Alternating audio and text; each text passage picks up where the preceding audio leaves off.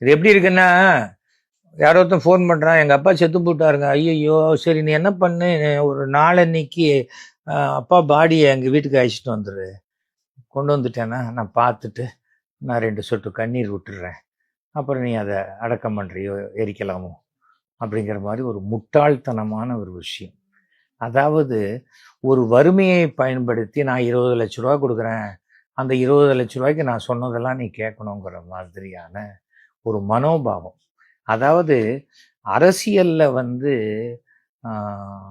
விஜயுடைய ரசிகர்கள் தான் கொஞ்சம் எதுவுமே தற்குறிகளாக இருப்பாங்கன்னு பார்த்தா, விஜயே ஒன்றும் தெரியாத ஒரு நபராக அந்த 50 வருஷம் ரொம்ப கோல்டன் ஸ்பூனில் வளர்ந்த பையன். அப்பா பெரிய டைரக்டருடைய பையனா இருக்கும் பொழுது வளர்ந்த பையன். அதனால கஷ்டம்னா என்னன்னு தெரியாது.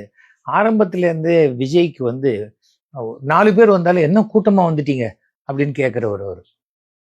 அப்படி யாரடியுமே அவர் கேரவனுக்குள்ளே யாரையுமே அலோவ் பண்ணுறது கிடையாது. அவர் விருப்பப்பட்டா தான் வந்து பார்க்கணும், அவர் விருப்பப்பட்டா தான் பேசுவார். எனக்கு தெரிந்த ஒரு நடிகர் பத்திரிக்கை கொடுக்க போயிருக்காரு. என்ன நீங்கள் பாட்டுக்கு வரீங்க ஒரு அப்பாயின்மெண்ட்டுக்குள்ள அப்படின்ட்டு போயிட்டாராம். அந்த பத்திரிக்கை கூட வாங்கிக்கலையா.